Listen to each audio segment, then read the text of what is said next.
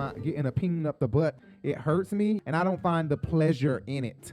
It hurts. Okay, I don't find the pleasure in taking it up the butt. My name is Rico Bellucci. I'm the host. I know somebody commented and was like, "Look, you never even tell us who you are."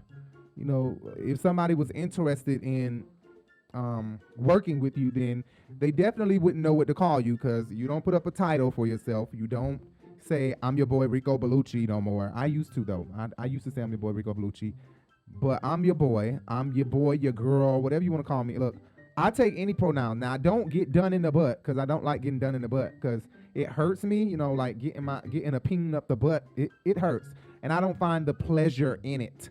Okay, I don't find the pleasure in taking it up the butt.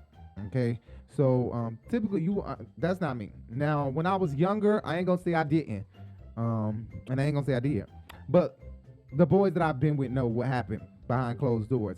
But now in my days, you ain't putting nothing up my butt, because it don't really do nothing for me. And in the past, when you gay and you're young, then I guess you feel like you have to be flamboyant. I take cash out, Venmo, Zelle, EBT. Ooh, yeah, Lord. Bring me my money.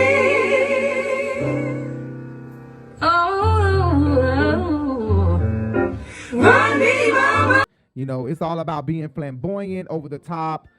Plus, you're so excited to be being yourself. Not only that, that's after you come out. Before you come out, people already know when you're going to be gay, because you be feminine, your arms be cocked like this all the time, stuff like that. So people already know that you're going to be gay, when you young, when you litter. So, people don't be surprised. Like, oh, he's gay. Oh, they've been telling you you're going to be gay when you grow up. They've been telling me I'm going to be gay when I grow up, because apparently I was a feminine little boy. Especially boys that grow up in the church. A lot of boys grew up in the church. A lot of boys that have grown up in the church have turned out gay. And it's kind of like, what the heck? I don't know what it is. I've always heard there's a spirit in the church. It's got to be. In the Apostolic Church, the Holiness Church, Baptist, it's always boys coming out of the church gay, or a lot of guys have gay experiences in the church as a young boy or young man. If only you guys knew my stories and the things that I've done in life and at church and outside of church and before church and after church. If only, But later, when you guys, when my YouTube channel blow up a little bit more and I got a real reason to be telling all my business, then I will. And I'll gradually tell, because I'm just a open person, honest person. Like, I like to keep it 100. Like, it's just too much of a burden to be lying and not telling the truth. So I don't really like that. But thank you guys for tuning in. Thank you to the people that continue to tune in. I know my title sometimes be like, nigga, is this really what you talking about, or is your ass clickbaiting us? And I'm trying not to cuss so much, y'all. I have to stop the cursing. I really don't want to be cussing like that. But yes, YouTube does allow us to clickbait. So yeah, you probably will get a little bit of clickbait here and there. Here and now. You probably will. Every now and again, you may get some clickbait, and you may click on the title, and it's not quite all the way. You be like, it's about that, but it's not what you said in the title. Not quite. But that's just what YouTube allows clickbait. Just like CNN news stories and all these news stories y'all click on, they spruce up the title a little bit so that we can click on the ad, click on the the notification that states, hold on, give me a moment. Here's Larry Reed messaging me. I'm pretty sure he's shocked about what I've sent him. And you know what? I wanted to say something else.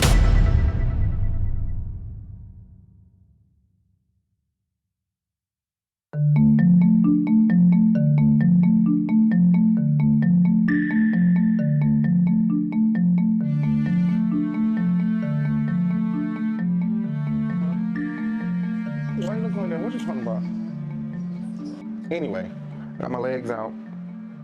Why my legs can't show? Damn. I want my legs to show. Got my legs on. Yep. I got private reasons for why. You feel me? See, but when I say, that's what I'm talking about. That's what I'm talking about. Am I trying? Get my tiger eye bracelet right there. It's heavy too. Oh, wow. My face with these damn rocks. And this is supposed to be my producer for this documentary. Oh, wow. Wow. And this is how my producer speaks to me, guys. This is exactly how I want them all the way up my arm, Why though. didn't you put the blue bracelets on? Okay. Welcome back to my channel. Welcome back.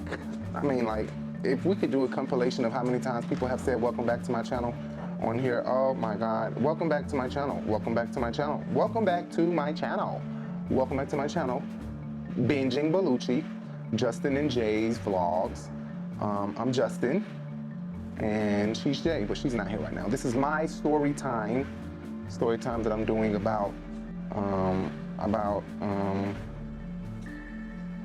praying to God, asking God to change me for being gay. You know, I dread saying the topic of the video. Why? I don't know. I think it's because I've talked about this before. I've talked about this plenty of times before, but the thing is, people don't, when you talk about God, people tend to not want to hear it, especially when your life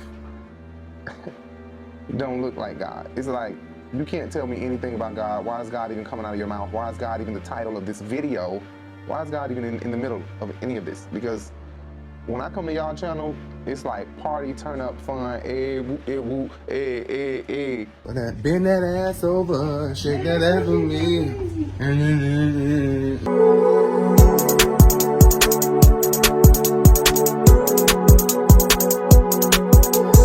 You know what I'm saying? And then you talking about praying to God changing. So whoever is intrigued by the title, or whoever is, whoever this may interest, then I invite you to continue watching. So I'm gonna talk about a couple of things. I'm gonna just go down. I had to write it down because typically I come on here and I'm not in order. I'm not, organized when I do my story times, or when lately I haven't been. We went out of town, we went on a cruise, and I've been doing all my videos just out of order, no structure, just going on and talking. Not even, paying attention to what I'm gonna say, making sure I don't say the wrong shit. What is that? What is that? I don't want one. So, yeah, Jay's always trying to make me try something. Actually, being with Jay, my taste buds have expanded, and that's going to be another story time that we're going to do coming up soon, real soon. We'll do a story time about how we met, and another story time about how we have maintained 12 years, the highs and the lows. But that's not what this discussion is about. That's not what this story time is about. This is a story time just telling you guys, first of all, just how gay I am, and how I just prayed to God, asking God to change who I was and how I was, because how I grew up and what I learned growing up was that I was going to go to hell. Thank you for coming, Reverend.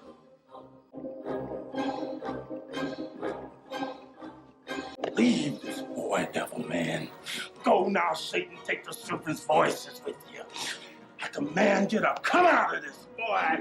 Come on out of this boy. God said it. Come on. So I definitely had to pay attention to everything I did, and in that, wanting to love God and please God and believing that, being gay was displeasing to God, then I had to watch everything I did constantly, and I'll talk about that later, how I was constantly stood over with a finger in my face telling me not to do this, not to do that, don't hold your hand like this, don't have a nose ring, shit like that. Anyway. You are a sinner. Babe. I get up real good, I can look sexy, and I can look rough as fuck. What about now? You looking like you about to get on my nerves. Look at me. I always But I tell you all You're the. always trying to fucking mesmerize me and shit. What? How? My eyes? My eyes? Why are you playing? No, I'm not. That's not what I'm doing. Yes, it is, and you doing it right now. Oh my God, you is so full of shit. How? Come here. Y'all see what he doing? The light skin look. He know what he Oh doing. my God. Why are you doing that to me? I don't want to kiss you. No. Okay, I wanted to say first of all that this is not a coming out video, and I'm gonna save that video for another day. Okay, so make sure you guys stay tuned. This is like part 1 of a 3-part video. Let's just say that. Part 1 will be how I prayed and asked God to change me, and part 2 is probably gonna be how I came out the closet. The story of how I came out the closet will be part 2. Okay, because that was a whole crazy ass story in itself. And then part 3, I'll talk about the violation, you know, like the rape, the molestation, and growing up at New Birth, Bishop Eddie L. Long's church. America goes, so goes this world. He's one of the largest figures in the black church today, Bishop Eddie Long, the head of a megachurch outside Atlanta with some 25,000 members. And now 2 of them say he had sex with them when they were just teenagers. A 4th lawsuit has been filed against Bishop Eddie Long, alleging that he coerced young men into sex.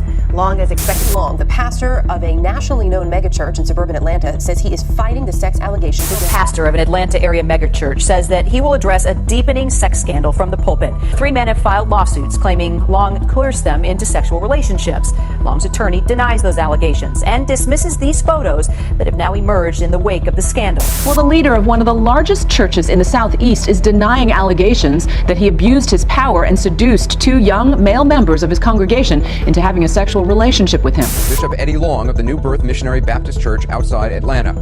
3 young men now are suing Bishop Long, accusing him of enticing them with money, cars, clothes, and expensive jewelry in exchange for sexual favors. These are just allegations at this point, but what makes them so startling is that Bishop Long is leader not just of an African-American megachurch with 25,000 members, but a major opponent of same-sex marriage and homosexuality. Here's some of what he's preached in the past about gays and lesbians. And the problem today, and the reason why society is like it is because men are being feminized and women are becoming masculine. And everybody knows it's dangerous to enter and exit. You cannot say, I was born this way. I don't care what scientists say. You can be converted. You were not born that way. Let me pray with you. Let me tell you, don't you be conformed to this world, but be ye transformed. Well, I don't know what I am. Johnny, take your clothes down. I'll show you who you are. Allegations are that sexual things started to happen at the ages of 17 and 18 years old. And you know, what I went through going to that church, growing up at that church or whatever. I'll talk about that on part 3, and part 2 I'll talk about how I came out the closet, like get into the details and shit like that. Maybe I'll call a witness or 2 if they answer the phone. I don't know. Anyway, so yeah, this is not that video, but this is just me telling the story of how I was young, trying to please God, and just wanted to do whatever it took to please God. And if that meant, you know, telling people that I was straight, although I was sucking a dick in the dark, then, you know, that's what it was. It was like, God don't see me doing this. But God see me saying, I ain't gay, leave me alone. I don't know. I know I tell people all the time that I'm an Aquarius, but I wanted to start off with this story time. I dread talking about this shit sometimes, and I don't even have no alcohol.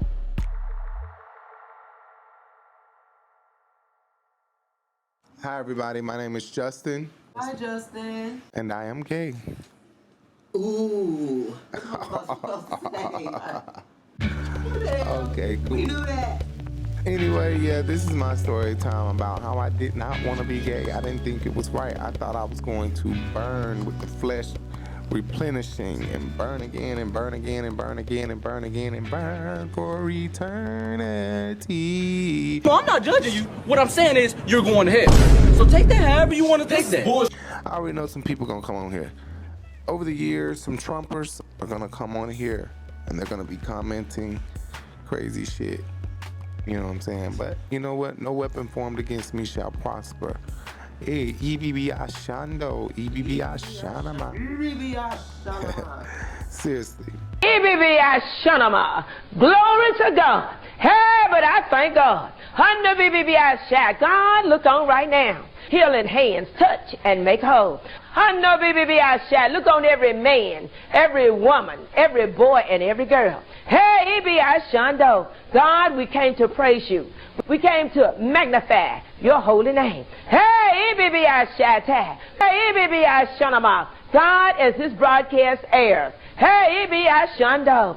This is Evangelist Mary L. McCracken. Hey, EBBI Shunama. And I tell you, I am fed up because I'm wrapped up and tangled up with the Lord. I am fed up because I'm on my way to heaven and I'm certainly enjoying the trip. Hey, EBBI Shunama. He's real down on the inside. But yeah, this is that story. Okay, I'm gonna have a part 2 and a part 3. Part 2, I'm gonna talk about how I came out, in what way, fashion, form, how I just burst out the closet, literally burst out the closet. What is wrong? Why do I have to be so ashamed? I mean, why can't I just say the truth? I mean, be who I am. I'm so afraid to tell people. I mean, I'm gay.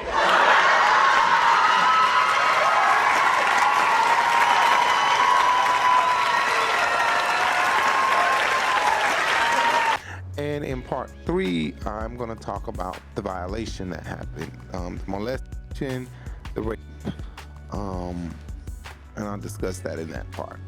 But this part is specifically about how I prayed to God, asking God to change me, because I didn't want to be this way. I didn't want to do anything that was not pleasing to God. And from what I had learned, you know, what I wanted to do with my life, how I wanted to love, was not the way God wanted me to love. Luckily, now I know that it's not God. God wants you to love, period. It's not a matter of who you love and how you love, but love. Because if you love, then you love. And I want you guys to stay tuned for part 2 and part 3 of this video, okay? You know what? I wanted this to be so documentary-ish. I wanted it to be documentary-ish. I not only wanted it to be documentary-ish, I wanted to get some reenactments and, you know, shit like that. Like, I have this huge imagination, and I love film and video. I love filming shit and photography and videography and all of that kind of shit. Editing is the least favorite. But let me just say, like I said, I'm from Atlanta, Georgia. I'm the oldest of 4 of 3. My mom has 2, and my father has 1 for sure, and other possibilities. My father's dead. Speaking of my father died when I was 6 years old. He died in Forsyth County Jail. You are looking at land in a county in America where not a single black person has lived in 75 years. We bring you today to Forsyth County, Georgia, just 30 miles north of Atlanta, which in the past few weeks has gained the reputation of being a hotbed of racism, and accusations of racism have abounded. Here are just some of the images of Forsyth County in past weeks that were broadcast around the globe. There's no niggers here, why should they even come, you know?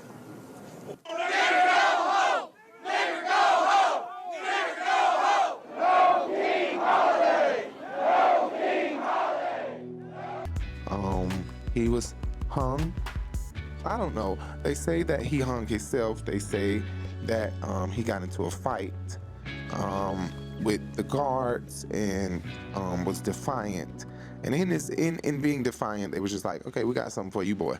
And what they had for him, supposedly, from what some of his friends say, they sent in, you know, someone to hang him. So he was found hung in the Forsyth County Jail when I was 6 years old. That was in 2000. Investigation went nowhere. Now, that is something I would love to go pick up. I would love to go to the GBI and pick up any type of information that they have on their investigation in regards to my father's death.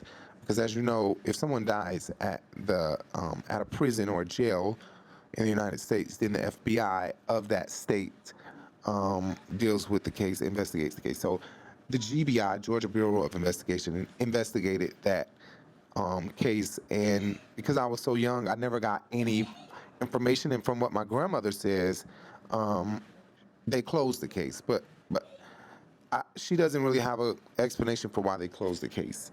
So yeah, and don't think that I'm saying that, oh yeah, your father died, that's why you're gay. No, fuck no. That's not why. My father died when I was 6 years old. My mom raised me the rest of the way, all on her own, but it wasn't an easy task.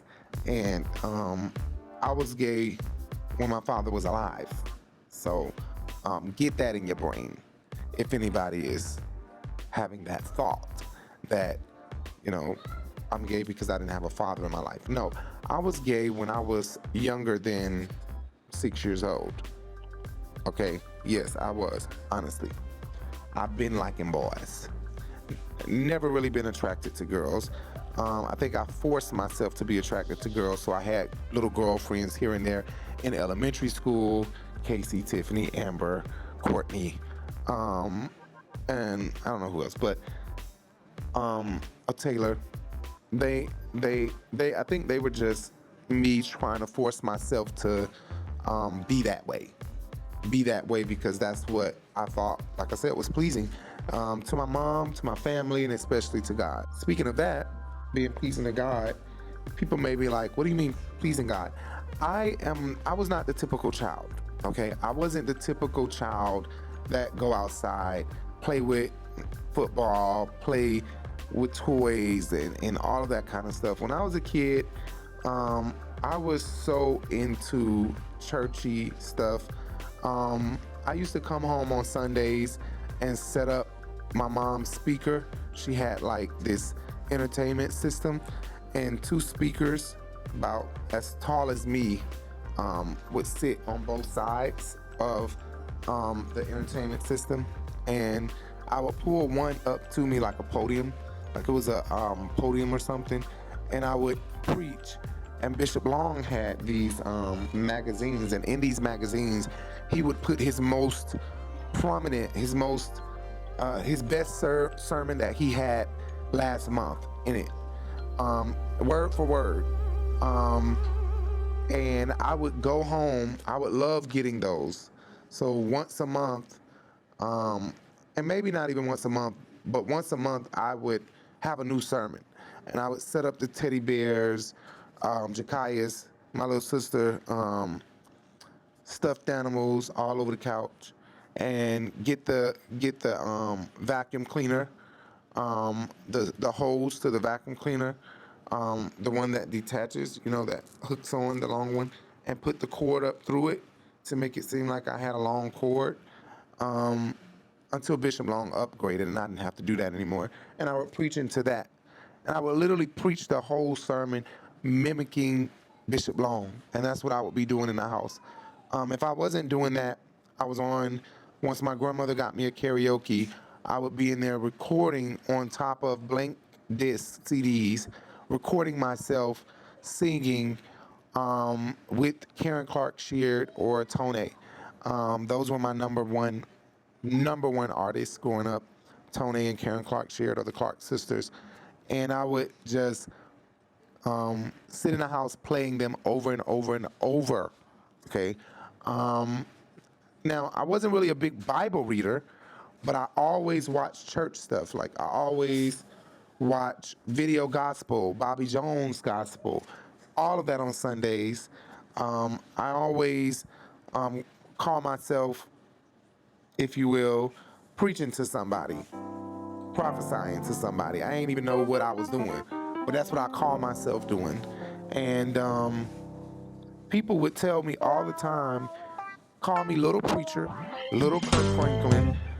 They would tell me all the time that I'm like, this boy gonna grow up and be a preacher one day. He's called, he's chosen, stuff like that. Like, it got to a point where I would start worshiping and praising God, and my speaking in tongue became fluid. And in it, I would feel something in my heart, like down in my soul, deep, when I would speak in tongue. And I remember one day playing too much. And literally, people may think I'm tripping, but it really did happen. I was playing, speaking in tongue, playing, because I knew how to do it fluently. Oh, just said that confident as hell was wrong. Okay. But one day, I was playing too much, and my cousin was over there, and they were looking at me like, dang, like, they used to just be astounded by how I was so churchy, how I could speak in tongue at the drop of a dime, how people would literally walk up at New Birth and pay my mama rent, give her gwads of money, telling her that I blessed them, watching me worship. Like, this kid is amazing. He's sitting here worshiping. He blessed my spirit the whole sermon. And I can call my mama. She's a witness to it. Like, literally. One day, something just hit me, and I just started crying. And after that day, I could never speak in tongue again. And it was like, I learned a lesson, like, don't play with it. I could speak in tongue so well, but until that day, when I was playing too much, and I was joking, I was aggravating my mom, because she was telling me to stop, although she was laughing. She was saying I need to stop playing. And whatever I was doing, I was picking at somebody or something like that at church. And I was speaking in tongue, and while I was walking back and forth from my mama room to the bathroom, playing with my hands up, something just hit me in my chest. Not painful, but like a poof. I lost it. I promise you, I could never do it again. I could never do it again. I could never do it again. And I always think it's because I played too much that time. Now, my relationship with God has always been strong, but did I stray eventually along the way? I definitely strayed away. We all do. So I did stray away, but I'll get to that. But I just wanted to kind of draw a picture of how churchy I was. I was just very, very churchy. I was at church every Sunday. Like, my mom comes from a holiness church. So from holiness, she had me, my grandmama took me from her till I was 3 years old, and my mom was able to get me back. So from 3 to 6, then my father died. And then, from like 6 to about, I say, 9, maybe 10 years old,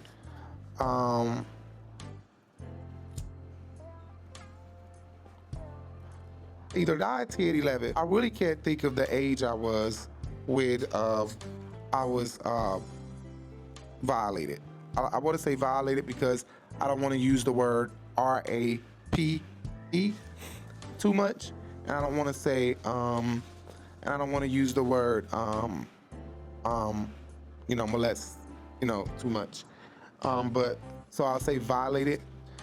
Sometimes I can't really quite remember the age that I was, but I believe, if I'm not mistaken, it was somewhere between 10 and 12 when I was, violated by a guy my mom let, stay with us. So,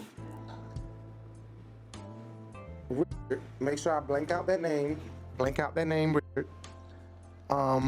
He was a guy in the neighborhood who was he was probably like 13 when my mom met him.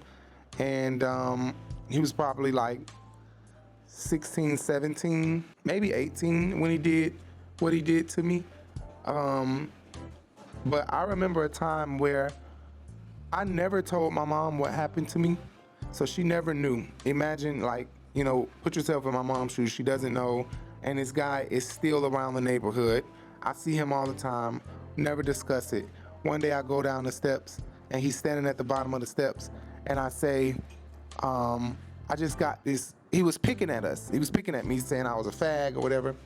And little do he know, I'm still remembering what he did to me. And so I was just crying. I started crying, and I was just like, you do that? I can't quite remember what I said, but I remember telling him that he do it to mask his feelings. And I was a kid.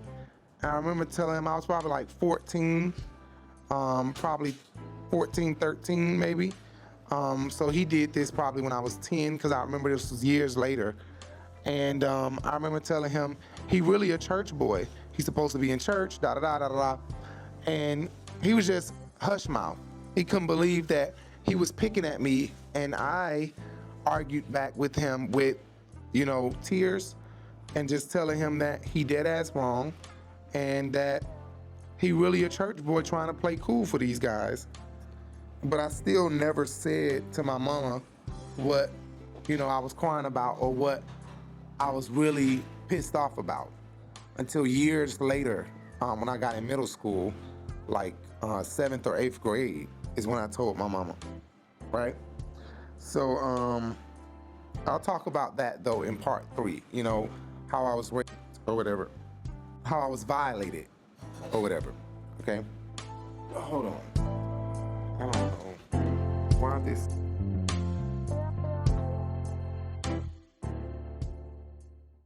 So, oh shit, oh shit, oh shit. Baby, the weed man. What? He said he here? Yes, this man probably done called 30 fucking times. Did he say he here? Yes. When? So then, some years later, still, you know, haven't discussed that with nobody. Nobody knows about that situation but me and Poppy at this time. And so Poppy is my little brother. And so now, and Poppy held a lot of secrets. He's Pisces. Poppy knew a lot of shit that he never told on me about, or that he never told, you know, like I was doing a lot of shit, inviting a lot of boys in the house, doing a lot of freaky deaky shit, and Poppy would never tell on me. Then a few years later, you know, like I said, we were going to New Birth. We were members of New Birth. And if you don't know who Bishop Eddie L. Long is, just type in right now in Google, Bishop Eddie L. Long scandal, New Birth, Bishop Eddie L. Long scandal, and you will see his scandal and why it's so ironic that the person that molested me is in the choir and a member of New Birth. My mama didn't know Ken was gay until later, and thought Ken was straight. How did she think that? I don't know. Her gaydar must have been off back then. But she ended up using Ken as my mentor, and so Ken would ask, like, you know, I want to take Justin to Durham, North Carolina. He would take me to different gospel concerts, introduce me to gospel singers. So yeah, I'm supposed to be finishing my story, and I'm sitting here trying to buy weed from the weed man. Anyway, yeah, so we're at New Birth, and my mom is noticing that I'm growing up very feminine. So she's like, you know what? And Justin needs a man in his life. And back then, in this time, women were just blinded by any type of masculinity, or any type of man, period, shit. And couldn't see gay in nobody. So I guess they didn't know Ken was gay. My mama didn't know Ken was gay until later. And thought Ken was straight. How did she think that? I don't know. Her gaydar must have been off back then. But she ended up using Ken as my mentor. And so Ken would ask, like, you know, I want to take Justin to Durham, North Carolina. He would take me to different gospel concerts, introduce me to gospel singers, because he was such a phenomenal singer.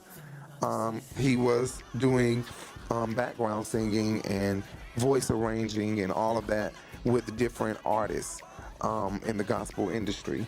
And so I really, later on in my life, ended up like just feeling like, oh my God, I admire that so much about Ken, and that I, you know, had the time to spend with him and learn those things from him. So yeah, like I said, in hindsight, I just felt like Ken really taught me a lot of things. He really helped this flower blossom. And I say he helped this flower blossom because I was feminine from the start. People always, before even meeting Ken, there was a guy in the neighborhood named Fat. People might know Fat, Darius Philpott. He's a teacher now. He was one of the ones as well who helped me be me, but I think I helped him be him. Although I'm years younger than him, he came out the closet years after me. But was very feminine, very, very feminine, way more feminine than me. Never really had a girlfriend, never. He had some girlfriends, but he was playing games. But he always told me, you're gonna be gay when you grow up.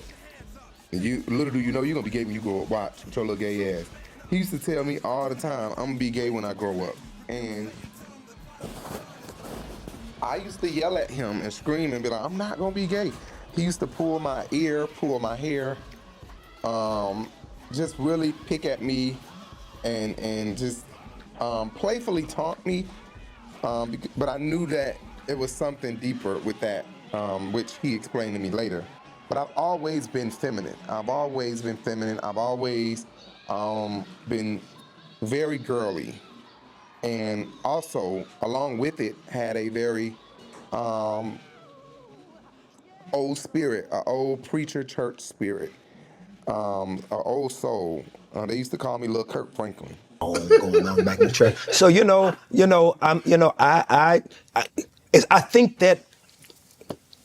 So then, move on. I got to 7th, 8th grade, and I was bullied at Avondale Middle School by a guy who used to call me gay. Now he's gay, but I ended up leaving Avondale and had to go to Lithonia Middle, and I used to beat it myself. First of all, I wasn't at Lithonia long, but when I first started going, I had a little attitude.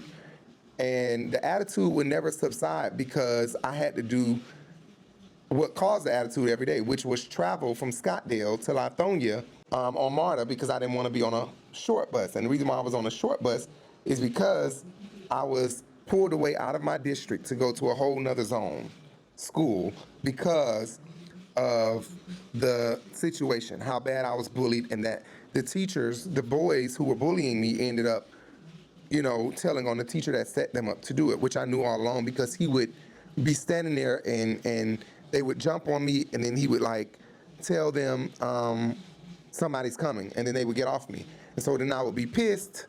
And I remember one time I cleared off his desk and he was like, you did it now, you done did it now, you finna go to jail, you about to get up out of here. And they told, because they were kids, they were 6th graders.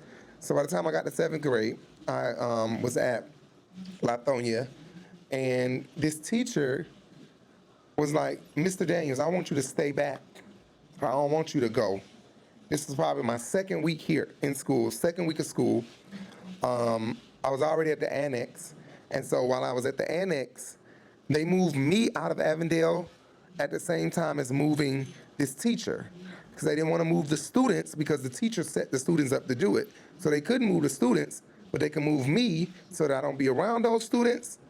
At this time, Lithonia was really turning up at this time when I was in 7th grade. So Lithonia Middle School was not so well. And so when I got to the annex, which was located in Freedom Middle School's parking lot, Mr. Neal, the teacher who had taunted me and set me up to be bullied, he actually was at Freedom Middle School. So when I would go inside, we were in the trailers. Lithonia Middle Annex was in the trailers in the parking lot of Freedom. When we would go inside of Freedom, I would see Mr. Neal. And he would laugh and be like, yeah, you thought you were going to get away from me, didn't you? So I told on his ass. They fired him. He really was done then, but I think they just moved him to another district. He was pulled out of DeKalb County, moved to a whole nother district. And I ended up going to the main school. They squeezed me into the main school. The reason why there was an annex is because Lithonia Middle was so packed. They had to make an annex. So they ended up moving me into Lithonia, and I ended up running into this teacher. This teacher said, stay back. I stayed back, bell rings. She's like, sit over here. So there's a reason why people call you gay. You say you ain't gay. Are you gay? What's going on, baby? Because it's okay to say you gay. And she had this long talk, and I was just crying. And so I end up telling her, and like I said, I already got attitude because I'm going to Lithonia Middle, so far away, don't want to be on a short bus, so I'm taking a bus. If anybody know, back then, 2007, 2008, 2005, 2004, 3, all of that, you know how the bus ride from Scottsdale, Georgia, Avondale train station, to Indian Creek, which is the end of the line. Then, I don't know how it is now, I haven't been in Atlanta in about 7 or 8 years, but you know how it is and how long that trip can be from just 3 stations, Avondale, Kensington, Indian Creek, but I got to take this hour-long ride all the way to Lithonia Middle School from Indian Creek train station.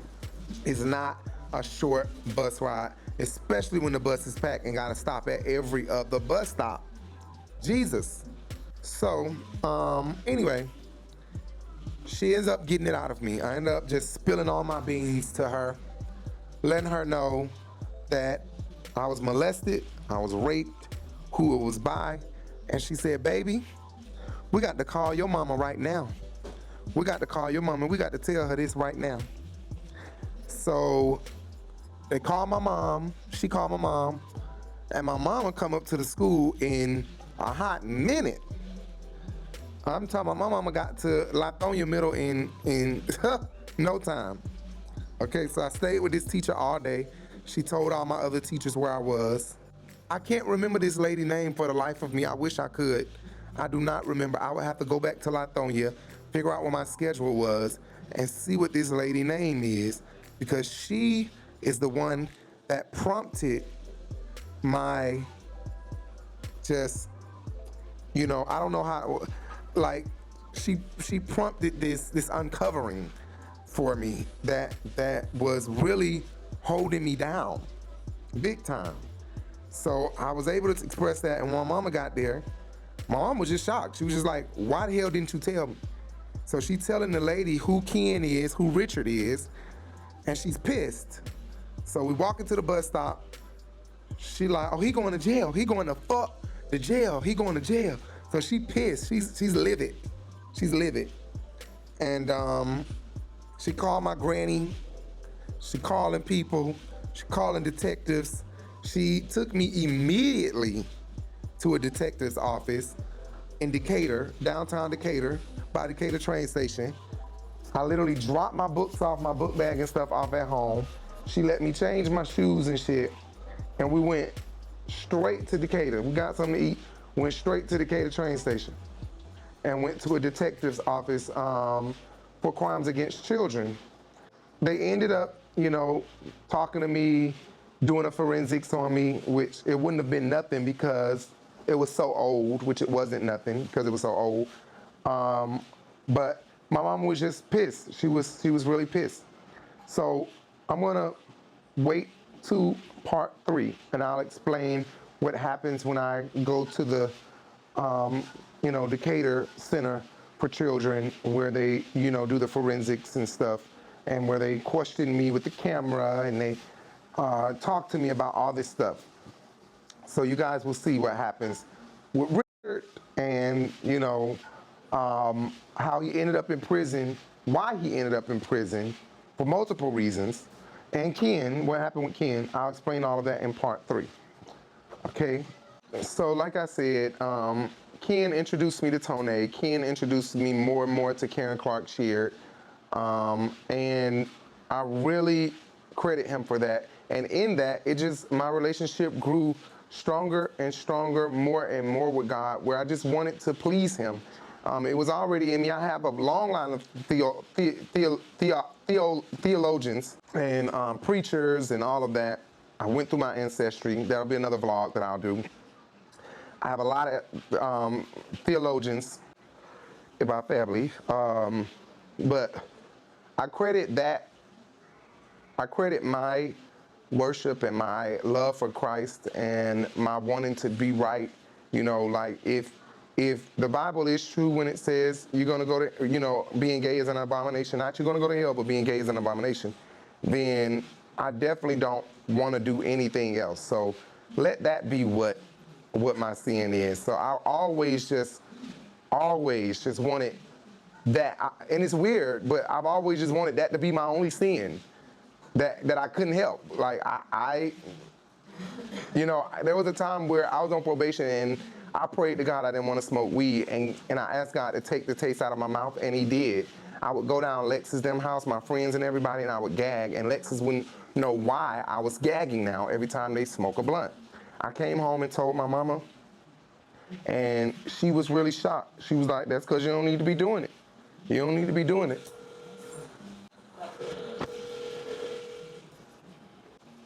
Your call has been, oh, I thought it was, what? Evan had done pulled up the stuff on Jesse. Oh, Ma, is it true that I came back home from Lex's them house one night about the weed taste? Remember that? About the weed taste? The weed smell. I don't want to say too much to see if you remember. You came back home from Lex's house, and you said, You remember that? we was making you gag. I remember you said, he was like, that's what you said. Yeah. I was praying to God, asking God to help me, not because I kept going to violating my probation for smoking weed. Yeah. You don't have so many instances.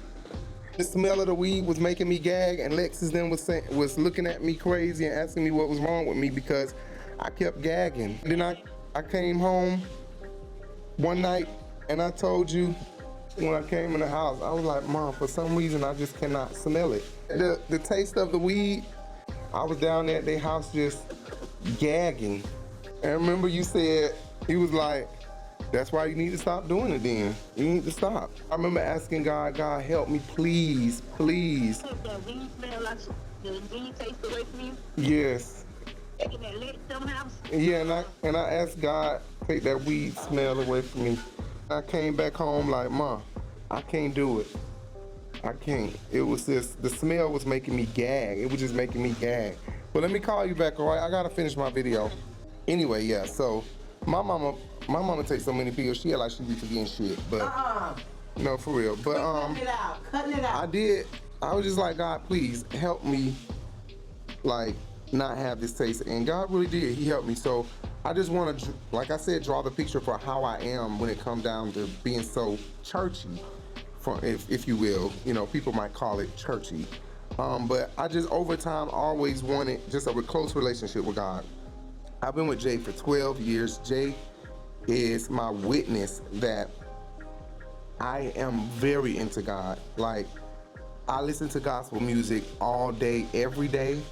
I'm not perfect. I have my problems, but I'm not normal. I'm not like any other guy.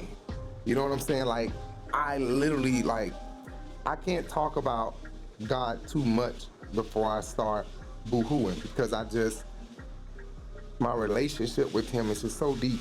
The things that people may not feel strongly the way I feel about it, but I just feel his presence so near. I feel it for real. I feel he is my friend, literally. Like how you feel a human or real, like I feel God is my friend. Like, we have a tight relationship. Nobody steps on God's toes in my circle. I don't know what people do outside, don't do it out there either. But in my circle, everybody who know me know God is first. I don't play.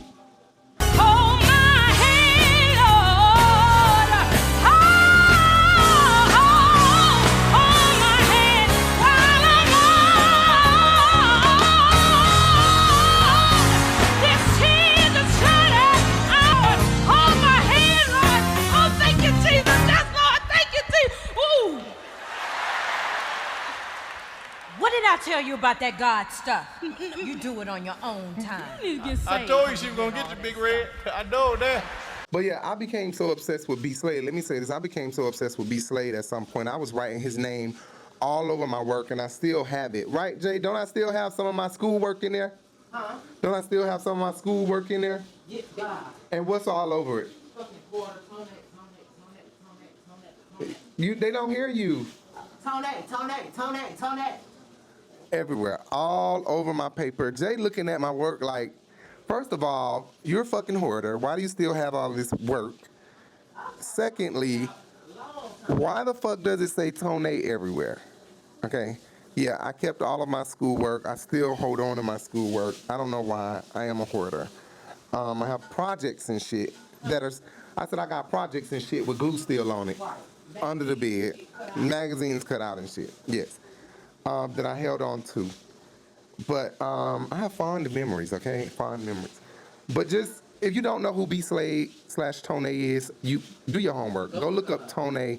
Go look up B Slade. He's the same person. He was pushed away from the gospel industry after coming out the closet. Coming out the closet at a time, in 2007, 2008, when gay was not accepted in the gospel community. Now it is, because Larry gay, Darryl Wall's gay, and they both are in the industry. Yeah, we have gay preachers and everything. So now, B Slade is owed an apology, but he's B Slade because as Tone, that was his gospel name. And of course, copyright issues, blah, blah, blah, blah, blah. So he rebranded himself to R&B / gospel, and he's now B Slade. And I love him so much. And that's probably whose song you hear in the background right now as we speak, because I love him so much.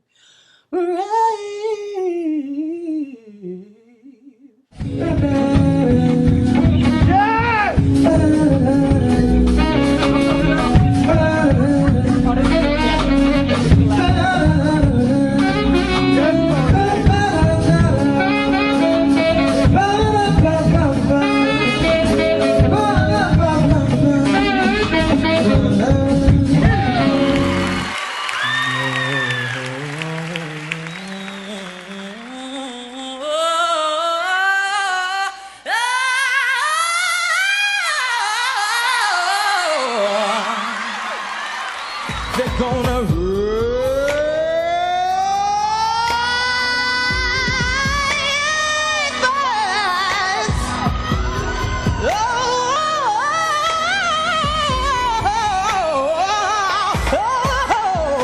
one of these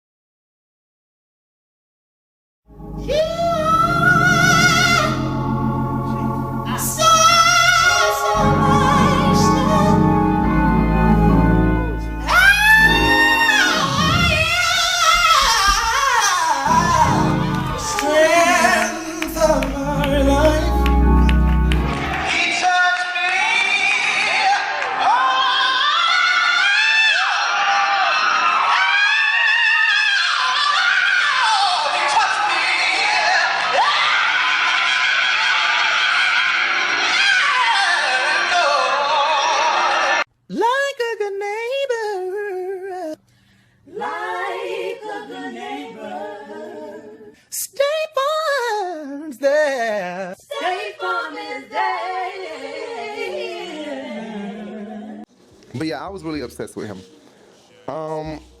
Crying out to God, asking God to change me so that I don't go to hell was one of my main things. I did that often. I oftentimes, cry, asking God to change me because I did not know why I was into performing oral sex on guys.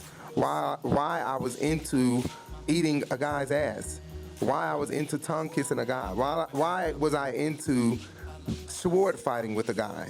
Why was I never was into receiving oral sex. Never was into penetration, me penetrating anyone.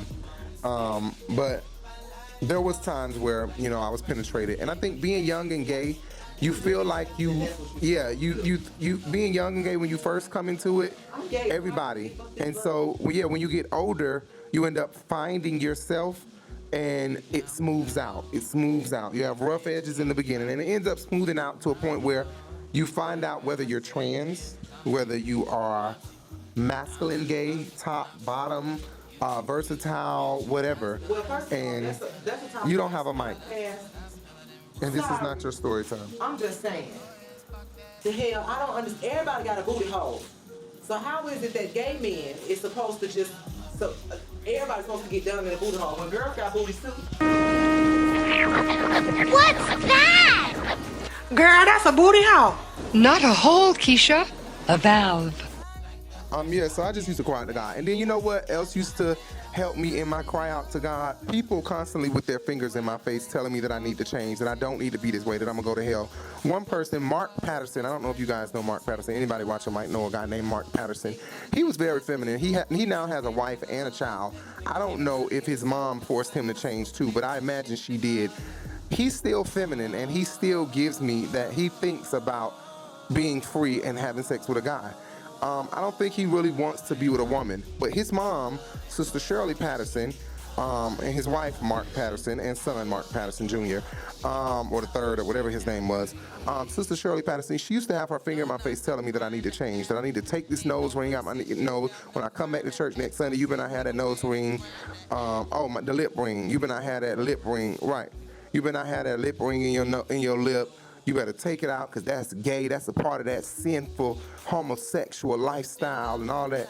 And that was part of the reason why I cried out so much asking God, God, please change me. I don't want to be this way.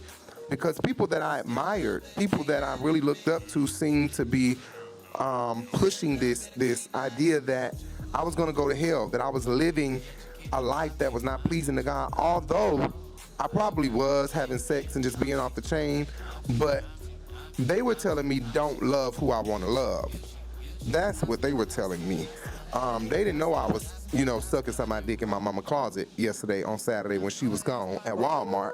See, they didn't know that. That's not what they were talking about. They didn't know that I was, in the computer room sucking Vontae dick at New Birth while Bishop Long was in the middle of his sermon.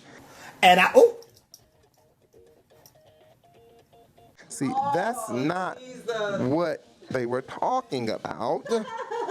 Bitch, she sucks so much dick, it's heavy. It's disabled on the left-hand side. Like T.S. Madison said, I'm not saying don't suck dick. I'm just saying don't get up with a hurt throat and an empty pocketbook. I know that's right, honey. Marlo's Captain School of Hoeing now taking applications for the for the spring 2019 class. Just do not pay by credit because you might pay for your application, her application, his application, and people dead mammy application at the same damn time. And you know what we finna say, baby? Not with my goddamn money.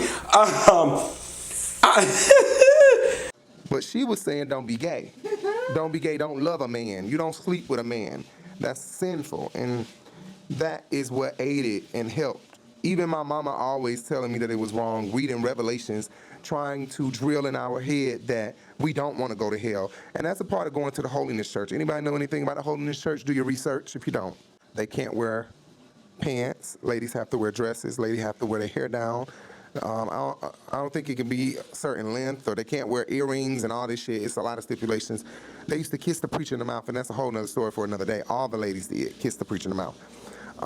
He was a degrading, abusive, sexually abusive man who ran that church, and that's where my mom comes from. But we didn't get that from my mama. She didn't tell us like I love you and give us hugs and shit.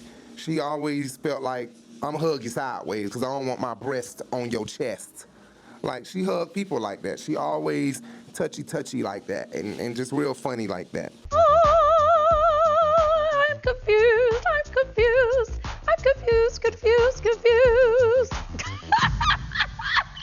Yeah, I felt like that aided. People like that aided in trying to make me change. And then Bishop Long getting up on the stage, bless you, Bishop Long getting up on the stage preaching against it. You know what I'm saying? Constantly throwing that in his sermons that a man is not to be with a man, a woman is not to be with a woman. That's not what God created. Constantly throwing that, in his sermons all the time. Like, I just used to literally listen to my gospel and cry, asking God to change me. I don't want to be this way. If this is not what you want, I don't want this. And I still suck the dick on Monday and Sunday. And it's crazy. You just say that that's no different than you going to church on Sunday and stealing on Monday, or cheating on your wife on Monday, or lying on Monday. So now we're at a point where Bernice King enters my life. Bernice King, who is the youngest child of Dr. Martin Luther King Jr., she enters my life because I love history. I love the life of Dr. Martin Luther King. I'm very obsessed with his life. So I've always been like a big reader of Dr. King and Bernice King and Coretta Scott King, like, oh my God, obsessed growing up, if you will. And so her becoming my mentor, because she was a member of New Birth and a elder at New Birth, like damn near an assistant pastor at New Birth. I got really close to her, and she, in discussions with my mom and her cousin Kendra King, who I love to death too, in their discussions, they end up feeling like, Justin, he's a male in his life. Us constantly, women constantly being in his life, it's just gonna aid in his, femininity. And Bernice King has had her issue with her, her gay bout, where she, was not in agreement with her mother standing up for gay rights. There was a time where Bernice King was totally against that, but she eventually came around. But still, with working with me, she felt the need to help me change from that lifestyle. And partly because by the time I met her, I was in a state of, I don't want to be like this. Lord, help me. This is not how I'm supposed to be. And she felt like, well, if you don't feel this, and this is what the Bible says, then you need to change. So we're going to put you with my security guard, my armor bearer, Kevin Bentley. Kevin Bentley is also the security for Jocelyn Hernandez, the light-skinned security guard that you see with Jocelyn all the time. That's Kevin Bentley. He is now my mentor. Bernice King still acting as my mentor, but he taking me out places, to the basketball court, football games, monster truck, stuff like that. It wasn't helpful at all. I was really tired of him. I end up showing my true colors with him because he wanted to buy me button-down shirts. And I end up telling him, because I got real irritated. And anybody that know me know I end up going there. I'll be plickety-plat, wah boom. Telling me goodbye. Damn! What happened? I mean, did you eat the whole time I was in there? I mean, when I left, you was like, plickety-cow, plickety-plat. Now you like, boom, and some of Oprah shit. You know? Janice! Your sad-ass sack of bones is here. Oh. And I'll end up just going there at the drop of a dime out of nowhere, and you'll be like, damn, I didn't know that's how you really felt. Yes. I end up telling him, I don't have to wear collar shirts to be straight, to look like a man. You keep buying me all these collar shirts, button-down shirts. You a security guard for famous people. I'm not. So he felt hit by that, and he was just like, I don't want to deal with Justin no more because he disrespectful, blah, blah, blah. So I was just like, fuck it. He ended up telling Bernice King, and Bernice King didn't cut me off. But Kendra, who act like a lot like a man, she got a lot of masculinity. Kendra ended up, being in between, that person in between me and Bernie. So when I needed something, she would, do it.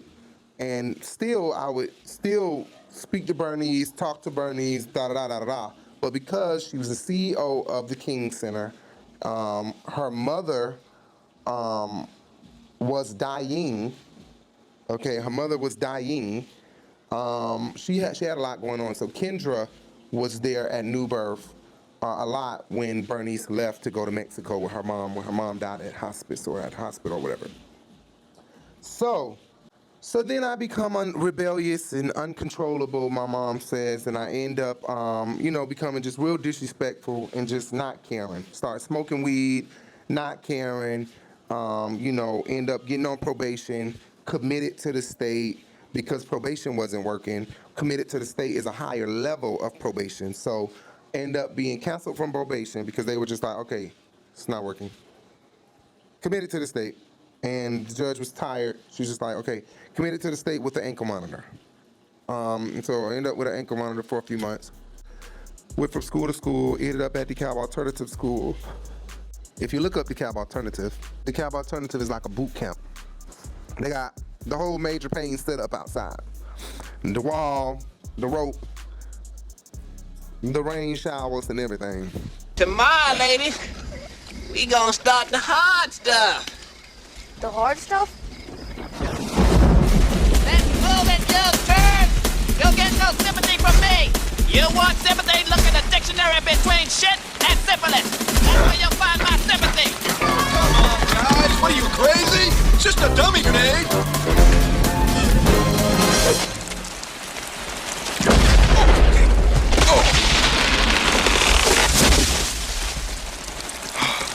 Who's the dummy now? But DeKalb Alternative ended up not working, and I end up going to just to once again draw a picture of how bad I end up getting, and how rebellious I end up getting. Like I said, yes, I was having sex at church. Look up and see if that's illegal in Georgia before I admit some federal shit that's illegal, honey. But yes, with guys, one in particular, a lot. Allegedly, was Eddie Long having sex at church. Right. There have been allegations and attacks made on me.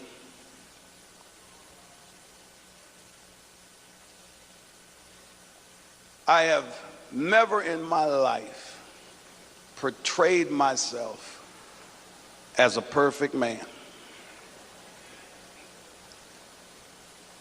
But I am not the man that's being portrayed on the television.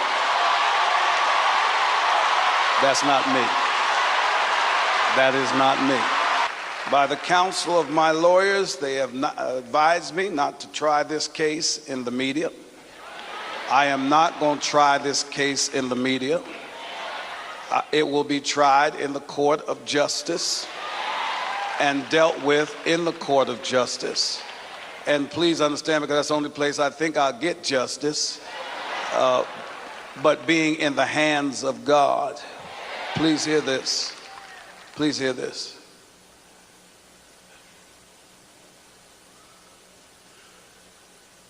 I've been accused. I'm under attack. I want you to know, as I said earlier, I am not a perfect man, but this thing, I'm gonna fight. I've been accused. I'm under attack. I want you to know, as I said earlier, I am not a perfect man, but this thing, I'm gonna fight.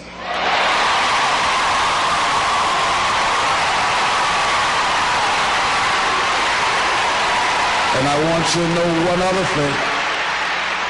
I feel like David against Goliath. But I got 5 rocks, and I haven't thrown one yet. New Birth was so big. Anyway,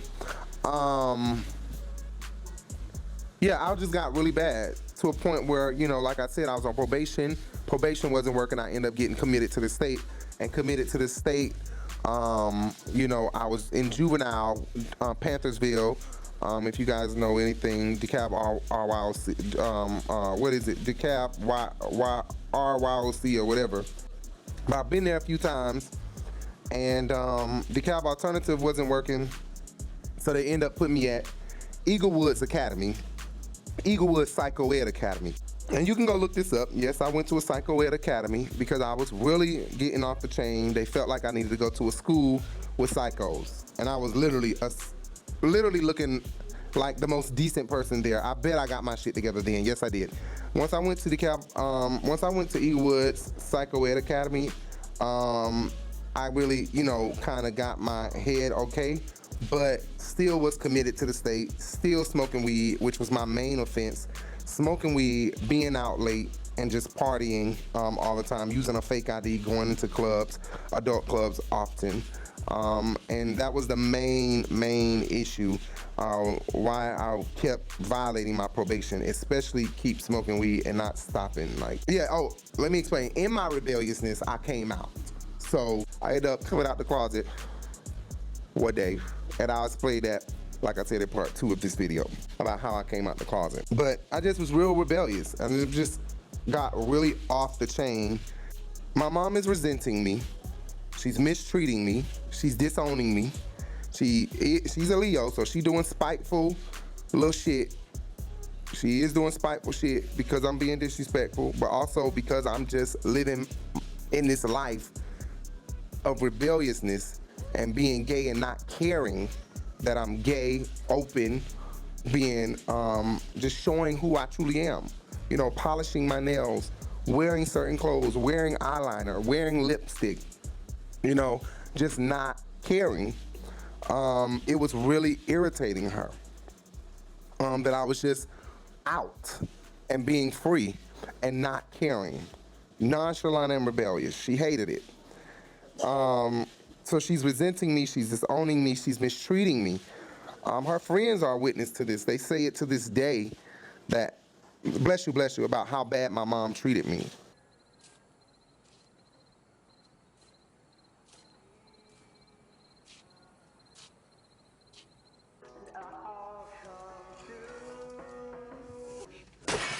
Get your ass out of that car! Get up! Mom! Get your mom! That's not what you please do! Shut up! What do you mean it's not what I'm saying? I'm so sorry! Nasty ass! Yes, I'm around here. You're going to the bottom of hell! Randy, when I get you, I swear for God, you out here doing that! So now we know. Now we know why we're being punished. Chrissy is the price we pay for your sin. For your sin and your weakness. Randy, how could you? How could you be so selfish? And you know the Lord is watching us. You know we're being tested. I'm ashamed of you, Randy. Before God, you have shamed us. I cannot believe you crawled forth from my body into this earth to fornicate fruitlessly like a craven beast. Am I to have no children? Is that my fate? To lose the both of you? Mom, I'm sorry. Don't. When you standing there, still stinking of them and thinking of them, wondering is he thinking of you? Trying to figure out when you're gonna see him next, aren't you? Aren't you? Yes. You disgust me.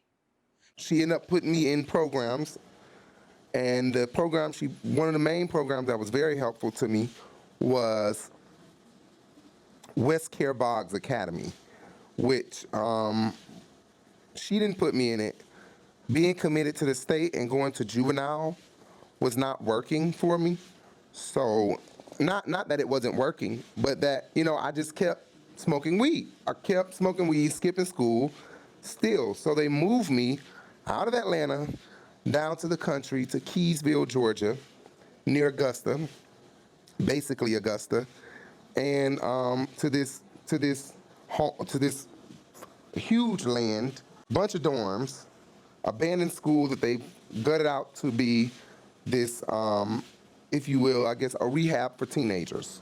I'm down here, and I'll talk about that in my coming out story, but I'm down here and I'm just like, I don't want to be here, but it helped me a lot. It helped me a lot, and it woke me up a lot, and I credit them as well for my growth and my eye-opening and my sight, my better vision for life. So last but not least, all the crying that I did, praying and asking God to change me, all of the shit I went through with my mom, you know, mistreating me, being mean because she was mad that I was living this life. Yes, I was disrespectful. Yes, I was rebellious. Yeah, I was smoking weed at 13, 12, running in and out the house, telling her what I am and ain't gonna do. I guess you could say I was kind of like the kids that was on Maury, but not so much, not really that bad. But I end up getting real off the chain. She says because I started getting with the kids at new birth when I got a little older. That's what my mom says, but I don't know what it was that got me like that. I just end up getting really off the chain. But out of all of that, I get out of the rehab or out of the little placement center place, and my mom is now living in Savannah, Georgia. So she has crossed Augusta to go to Savannah. I think crossed Augusta. So from Atlanta, she done moved to Savannah while I'm down here in Augusta. And she comes pick me up, and she starts to explain to me how she has fallen in love with a woman. Basically. Now say what now? Now, she didn't say I'm in love, but the way she was talking about this lady was like she has never talked about a man. My mama was excited. My mama was giddy. She was calling this place, what do you call it? Edible arrangements. She was calling edible arrangements, telling me how she got these flower pot fruit things, the fruit that shaped into the flowers or whatever for her birthday. And my mama had fallen for the lady. And I think that what it was while I was gone, my mama was able to breathe a little bit and come to some type of realization that she gave me a lot of hell and flack because she wanted my life to change. She wanted me not to be choosing this lifestyle, or if I was going to be silent about it and don't go telling everybody. Be quiet and live in the closet or some shit. That's what it seemed like. And it seemed like she came to some type of realization while I was gone and just got free. She never said out of her mouth, I'm gay. I'm sleeping with this lady. I love this lady. Well, she has said I love her. She has said I love her. She has said she in love with her. She has said things like that. I think I've seen them kiss on the lips before, maybe once. Maybe not, but I think I have. Only me. I believe I have. But it was just crazy. Because all that I've been through, now I get out, and my mama, she's not the type to just go into her whole story and shit. Yeah, I'm in love. Yeah, I'm gay. Yeah. She ain't gonna admit shit. She ain't gonna say it. She ain't gonna just keep it straight up at 100. She will keep shit 100, but she ain't gonna say that. She too churchy. You know, she ain't gonna admit that. You know what I'm saying? But she'll show the actions. So they'll sleep together. We'll see them sleeping together. We'll see them in the bed together. We'll see them lovey-dovey and shit. But she'll never ever say it. This was a big, like, whirlwind for me when I get out. And my mama is now in love with a woman without her acknowledgement to it, saying, you know, I'm sorry, I'm gay, da-da-da. It went unacknowledged. It just had to be me figure this shit out in my head and just reel it back in. Because it was like I just jumped out in the ocean and had to just come back to land. Like, I was just discombobulated for a minute. Like, you're dating a woman now? But I didn't say it and I didn't show it because I was happy. I was happy that she was keeping it real. I was happy that it was real, which made us grow much closer, because for so many years, it was nothing but turmoil because I was disrespectful and she was being spiteful. So it was after the break and she ended up, you know, being free by being with this woman openly that we, you know, it was through all of that we end up, you know, coming closer to one another. But today, as I sit here on this couch, my mother says, I'll save that for my coming out story. I'll save that for the coming out story, okay? But, so I say this to any parents watching this right now. Parents, if you're looking at this, if a parent is looking at this, I want you to know, don't stress your child out about being who they want to be and who they are.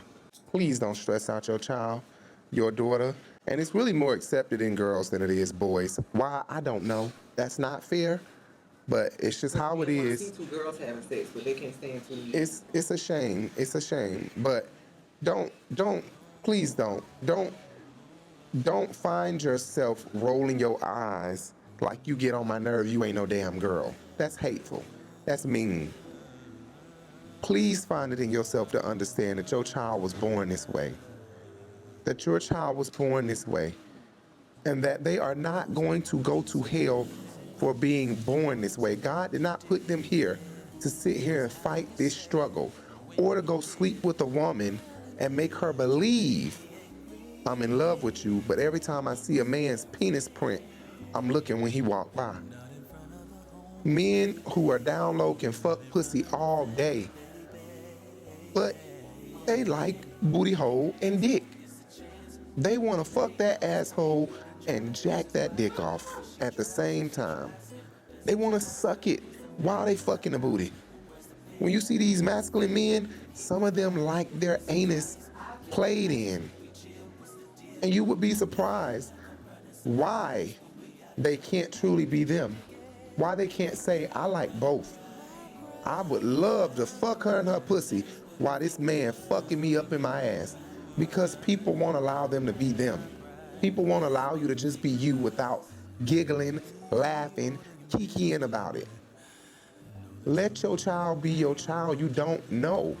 You don't know where your child may be 20 years from now, 17 years from now, 15, 10 years from now, because of your actions and what you chose to do. Don't put stress on your child. It's hard enough living out here, trying to come out the closet, trying to be who you want to be in this world, hell, and choosing to say, I'm gay. And now you got to deal with everything that comes with it, because it ain't peaches and cream. It's not. Can't think like Funky and TSA or Larry or whoever. You can't think that this is the life that I chose. I didn't choose to be born a black man, and now the police has it out for all black men. I didn't choose to come here as a black man. That baby gorilla didn't choose to be born a baby gorilla. Hell, if they could choose, they might have wanted to be a baby cheetah, a baby human.